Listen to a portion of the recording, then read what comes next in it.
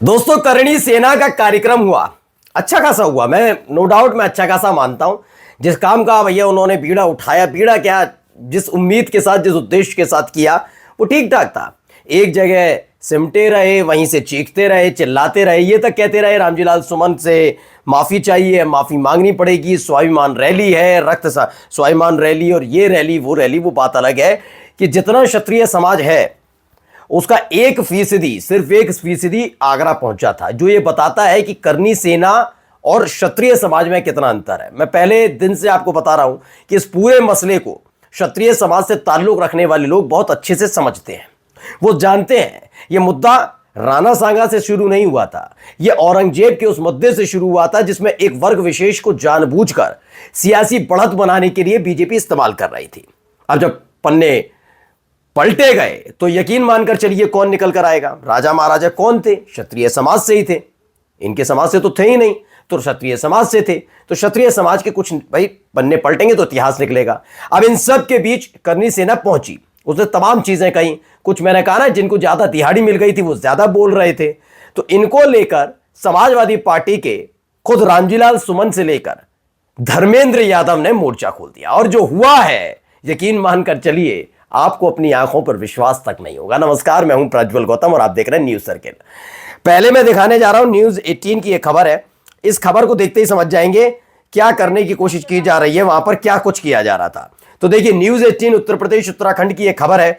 आगरा में करणी सेना की आज स्वाभिमान रैली। इस रैली के अंदर भारी बेतहाशा भीड़ का दावा किया गया। बताया गया आगरा में रक्त स्वाभिमान रैली का आयोजन किया गया। इस आगरा में जो स्वाभिमान रैली का आयोजन किया गया, करणी सेना की तरफ से रक्त स्वाभिमान रैली का नाम दिया गया कि भैया ये रक्त स्वाभिमान रैली है। रक्त जोड़ देते हैं तो थोड़ा वो पड़ता है ना, वजनदार। रामजीलाल सुमन के दिए बयान के बाद ये रैली बुलाई गई है। सोचिए, राणा सांगा पर दिए गए बयान के बाद आक्रोश है। पहले तो मुझे वो तय कर लीजिए कि ये रामजीलाल सुमन के बयान पर दिए गए उसका विरोध करने के लिए आक्रोश रैली बुलाई थी या राणा सांगा की जयंती मनाने के लिए बुलाई थी? क्योंकि जहां तक हमने सुना था, बार बार यह कहा जा रहा था कि राणा सांगा की जयंती मनाने के लिए बुलाया जा रहा है और इसीलिए मायावती जी को बुलाया जा रहा था। मुझे मायावती कहीं नजर नहीं आई। खैर, तो इसमें ये फंस गए कि उन्होंने बुलाया क्यों था। यानी ये यही करते हैं। गढ़ी रामी गांव में रक्त स्वाभिमान रैली का आयोजन किया गया। इसमें कैसी कैसी गंदी गंदी और अश्लील बातें वहां कही जा रही थी, गालियां दी जा रही थी। सोचिए, रैली को लेकर पुलिस प्रशासन अलर्ट मोड पर नजर आया। ये करना क्या चाहते थे, कहना क्या चाहते थे, पुलिस वाले भी नहीं समझ पाए। तो ये तमाम तमाश शुरू हुए। इन्हें लगा देखिए हमने कर दिया ना, फोटो वोटो खिंच गया, बयान वयान दे दिया, सब कुछ हो गया। अब इन सब के बीच देखिए क्या आया है।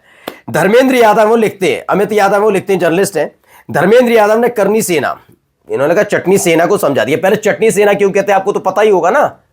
रामजीलाल सुमन के घर पर हमले के बाद खुद को पीड़ित बताने के लिए उनको पता लग गया कि नाराज है योगी आदित्यनाथ। क्यों नाराज हैं? क्योंकि शिवपाल सिंह यादव ने मोर्चा खोल दिया। याद है ना ये बयान, शिवपाल सिंह यादव पहुंचने वाले हैं, उससे पहले ही बैकफुट पर आ गई थी सरकार के आदेश पर कार्रवाई शुरू हो रही थी। तो उसके बाद कुछ लोगों ने रंग डालकर यह बताया कि हम खून से लथपथ हैं, हम तो भैया राणा सांगा के सम्मान में घाव झेल सकते हैं। वो बात अलग है कि ठाकुर समाज से ताल्लुक रखने वाले लोगों ने पोल खोल दी कि वो खून नहीं था, वो रंग था। उनकी ही गाड़ी में बैठकर रंग घोला गया और अपने ऊपर डाला गया। यह बयान निकलकर सामने आ गया था, ये सबको पता है ना।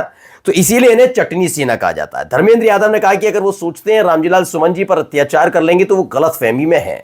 ये साफ साफ कहा गया। अब जरा सुना देता हूं क्या कुछ कह रहे हैं।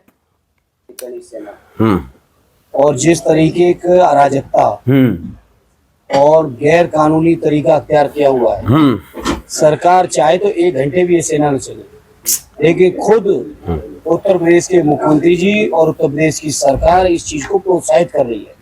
और उत्तर प्रदेश बिल्कुल ठीक बात है, प्रोत्साहित किया जा रहा था, इसीलिए सबको। और मैं समझता हूँ अगर उन्हें इस बात का गलतफहमी हो कि वो ऑलरेडी रामजीलाल सुमन जी या समाजवादी लोग या समाज के दबे कुचले पिछड़े दलित लोगों के साथ कुछ अन्याय अत्याचार कर लेंगे, तो ये उनकी गलतफहमी है। ऑलरेडी सुमन जी केवल एक सांसद ही नहीं है, बल्कि पूरे वो दलित समाज का प्रतिनिधित्व कर रहे हैं।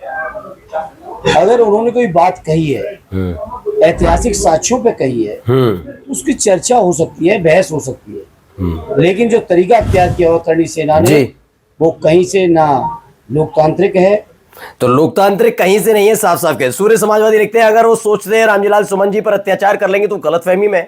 पीडीएस समाज इसे स्वीकार नहीं करेगा। सरकार चाहे तो 1 घंटे में करनी सेना को खत्म कर दे, लेकिन योगी इन्हें प्रोत्साहित कर रहे हैं और यही बात मैं लगातार आपको बता रहा हूं। लेकिन सवाल ये उठता है कि आखिरकार करनी सेना पर क्यों हो रही है, कार्रवाई क्यों कर रही है सरकार? तो उसकी वजह मैंने आपको पहले भी बता दी है। करनी सेना ये सब क्यों कर रही है? क्योंकि करनी सेना के जरिए जो योगी आदित्यनाथ में अपनी जमीन बचाने की कोशिश कर रहे हैं, लेकिन करनी सेना पर कार्रवाई क्यों हो रही है? कार्रवाई इसीलिए हो रही है कि शिवपाल सिंह यादव बीच में आ गए।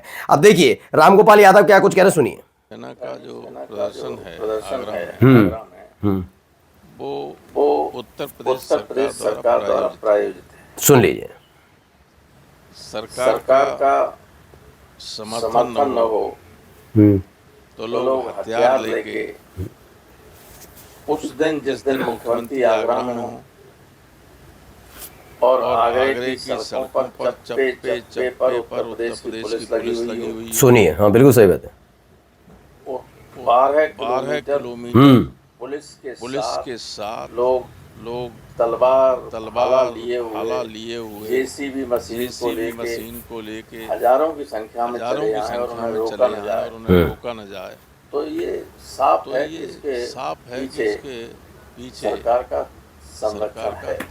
तो बिल्कुल सरकार का संरक्षण है, ये कह दिया गया। भारत समाचार के समाजवादी पार्टी के राज्यसभा सांसद रामगोपाल यादव का बयान, मौजूदा सरकार ना होती तो करनी सेना नहीं आती। सरकार के संरक्षण से करनी सेना प्रदर्शन कर रही है। पुलिस को प्रदर्शन की अनुमति नहीं देनी चाहिए थी। खुलेआम धमकी दी जा रही है, लेकिन मुकदमा दर्ज नहीं किया जा रहा है। सरकार के खिलाफ हमारी पार्टी के लोग कुछ लिख दें तो तुरंत मुकदमा दर्ज हो जाता है। उत्तर प्रदेश में जंगल राज है, जाति देखकर एक्शन होता है। इस बात का ये बात कहते नजर आए। तो ये तमाम तमाशे लगातार इधर से उधर तक चल रहे हैं। लगातार ये सब तमाशे और तमाशों के साथ साथ क्या क्या किया जा रहा है वो आपको दिखा ही रहा हूं कि हालात किस तरीके के बने हुए। लेकिन मैंने कहा ना कि जो चीज इन्होंने सोची थी वो सिर्फ इसलिए नहीं हो पाई क्योंकि शिवपाल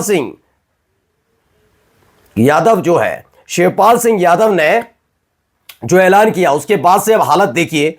इस तरह का पूरा मूवमेंट बन गया, इस तरह की चीजें बन गई कि न चाहते हुए भी योगी आदित्यनाथ की सरकार को न चाहते हुए भी आगे आकर कार्रवाई करनी पड़ी।